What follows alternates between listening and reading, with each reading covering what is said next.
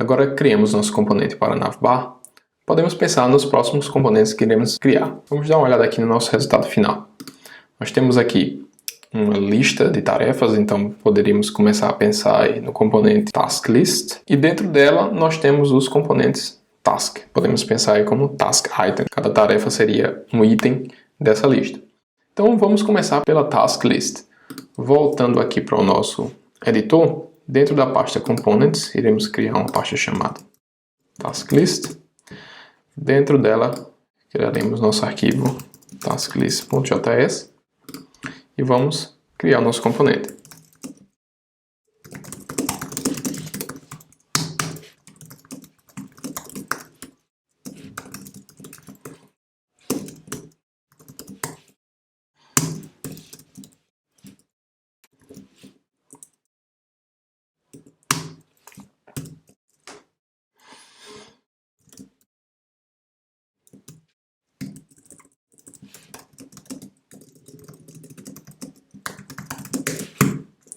Então, galera, nós temos aqui um componente básico, assim como o navbar está apenas retornando tags HTML, porém não está sendo renderizado na tela ainda. Então, como é que a gente faz para renderizar esse componente? Vamos seguir a mesma lógica que fizemos para o navbar. Voltando aqui no nosso arquivo app.js, eu vou remover essa lista aqui.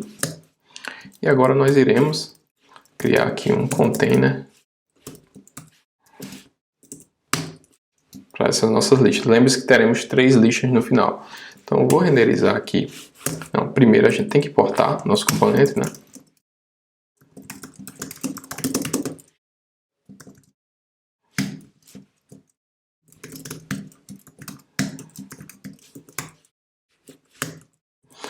Agora que importamos ele, nós podemos renderizar aqui. Veja que nós temos nosso componente sendo renderizado. Está bem básico, nós não aplicamos CSS nele ainda, mas veja que a cor do texto é branca. De onde é que vem essa cor? Ela vem do nosso CSS global. Lembre-se que aqui nós definimos a cor branca, nossa classe app. Então esse componente está herdando essas propriedades dessa classe. Voltando para o nosso app.js, aqui galera, percebam que nós renderizamos apenas um componente por vez, mas o React não nos limita a isso. Nós podemos renderizar esse componente quantas vezes quisermos. Então você pode aí ter as 3 listas já renderizadas para você, e aí a gente pode aplicando nossa lógica para cada componente. Então vamos lá, nós temos aí o task list, e no nosso resultado final nós temos aí que cada lista ela possui um título.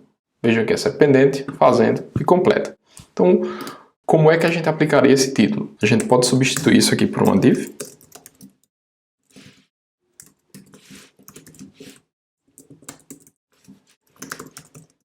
Por enquanto eu coloquei um título qualquer, porém a gente precisa que esse título seja dinâmico. Ou seja, cada vez que você renderizar esse componente, você quer definir qual o título desse componente. Como a gente pode fazer isso? E aí que entra a parte das props. Aqui queremos explorar como passar parâmetros para esses componentes React. Então todo componente React, pessoal, recebe um parâmetro chamado props. Nesse parâmetro props, o que é um objeto JavaScript, você recebe todos os parâmetros que são passados para esse componente. Então como é que a gente passa parâmetros para esse componente? Vamos lá no nosso app.js e aqui nós iremos passar um title pendente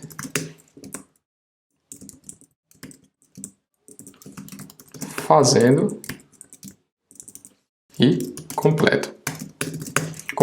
Vejam como a gente passou um parâmetro para esse componente, galera. A gente passou ele aqui como se fosse um atributo HTML. Quando você está escrevendo seu código HTML, lá que você precisa passar um href, ou uma classe, ou um atributo data, você escreve dessa forma. No React é a mesma coisa. Você vai utilizar esses atributos e você vai passar parâmetros para o seu componente. Então, como é que a gente vai fazer a leitura desse parâmetro no nosso componente? Vamos voltar lá para o nosso task list e aqui dentro dessa variável props nós teremos a chave title que foi passada para o nosso componente. E aqui como é que a gente vai renderizar no lugar desse título? É simples. Em React, dentro do JSX você vai usar chaves e tudo que for dentro das chaves é código JavaScript. Então aqui eu posso renderizar uma variável, eu posso renderizar o resultado de uma função, e aqui eu vou querer renderizar o que vem dentro do props. Então eu vou poder fazer um props.title. E agora, veja que isso foi renderizado na tela para a gente. Isso aqui agora está sendo dinâmico, baseado no que o usuário passa para esse componente. Então vamos agora aplicar um pouquinho de CSS nesse nosso task list. Vamos lá, vamos criar o arquivo tasklist.css e nele nós iremos adicionar o seguinte CSS. Aqui nós temos o CSS básico do nosso componente tasklist. Também vai estar disponível para você aí no vídeo, só copiar e colar. Voltando aqui para o nosso componente, vamos aplicar agora essas classes. Então aqui nós teremos a classe name tasklist, porém nós temos que importar o nosso CSS primeiro.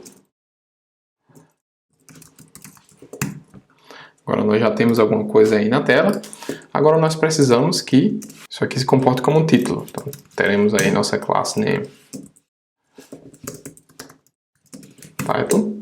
Vejam que já parece um pouco, só que as listas estão umas sobre as outras, nós iremos consertar isso logo. E aqui agora, pessoal, nós temos o conteúdo dessa lista, né? Nós teremos uma div aí.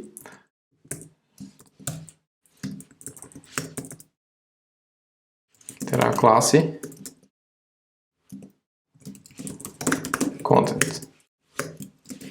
Por enquanto ainda não temos uma lista de tarefas para colocar dentro dessa div, mas iremos colocar alguma coisa dentro dela logo. Voltando para o nosso props, aqui nós temos um objeto JavaScript e nós não sabemos com certeza o que esse componente React recebe como props. Então, para fazer com que o seu componente fique mais explícito, você pode usar a desestruturação de variáveis do JavaScript e quebrar esse objeto props nas chaves que você espera para esse componente React. E como isso funciona? Eu posso substituir o props por variáveis